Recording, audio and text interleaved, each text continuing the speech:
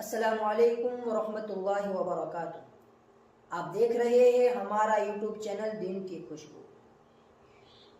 جس پر دین کی اچھی اچھی باتیں بتائی جاتی ہے، جس سے دین کے اوپر چلنا آسان ہوتا ہے۔ اللہ پاک کا بہت بڑا احسان ہے کہ اللہ تبارک و تعالیٰ نے ہم تمام کو دنیا میں پیدا کیا تاکہ ہم اللہ تبارک و تعالیٰ کی قدرت کا نظارہ کرے، اللہ تبارک و تعالیٰ کی قدرت کو دیکھے، ان کی تخلیق کو دیکھ کر ان کو پہچانے اور ان کے بتائے ہوئے احکام پر عمل کرے۔ اللہ پاک نے چونکہ دنیا میں ہم کو پیدا کیا ہے تو ہر انسان کو برابر نہیں بنایا، اور دنیا میں ایک چیز چلتی ہے حسد، کہ یہ انسان میرے سے اوپر کیوں ہے مالی اعتبار سے، یا پھر اس کا نام میرے سے اچھا ہے، اس کو لوگ میرے سے زیادہ عزت دیتے ہیں۔ دنیا کے اندر یہ بیماری بہت عام ہے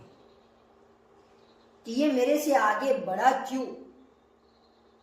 تو لوگ اس کو ختم کرنا چاہے تو اس کا ایک سیدھا سا علاج ہے۔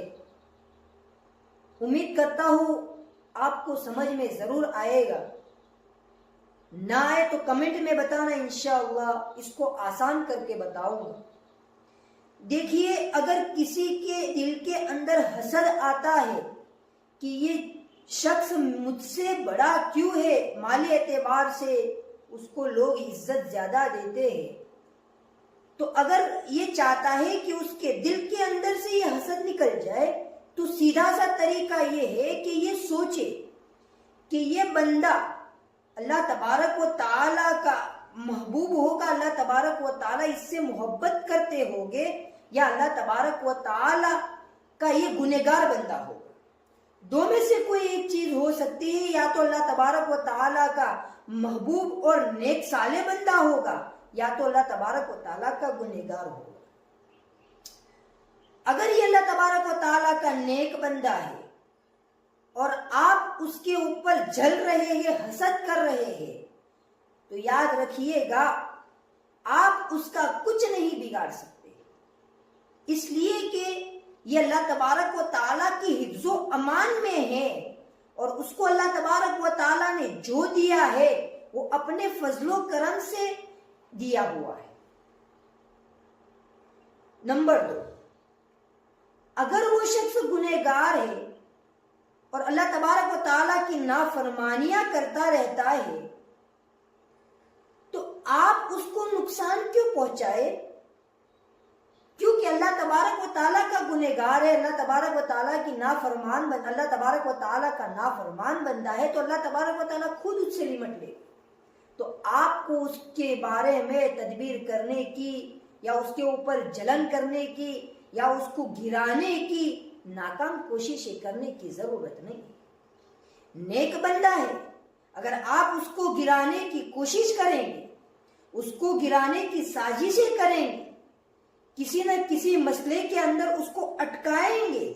تو یاد رکھیے گا یہ اللہ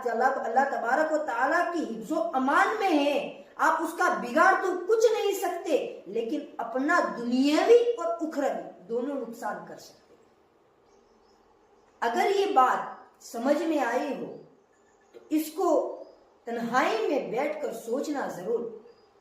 کہ ہم جس سے حسد کر رہے ہیں وہ اللہ کا نیک بندہ تو نہیں ہے۔ اگر نیک بندہ ہے تو آپ اس سے پیچھے ہٹ جائیے، اس کو گرانے کی کوشش مت کیجیے، اس لیے کہ آپ جتنا گرانے کی اس کو کوشش کریں گے، اللہ تبارک و تعالیٰ اس کو اتنا ہی اٹھاتے چلے جائیں گے۔ اگر وہ اللہ تبارک و تعالیٰ کا گنہگار بندہ ہے، نافرمان بندہ ہے، تو آپ کو کچھ کرنے کی ضرورت ہی نہیں، جو کریں گے اللہ تعالیٰ کریں گے۔ بات سمجھ میں آئی ہو تو اس کو لائک کر کے شیئر ضرور کر دینا، کیا پتا آپ کے ایک شیئر کی وجہ سے کوئی حسد سے بچ جائے۔ السلام علیکم ورحمۃ اللہ۔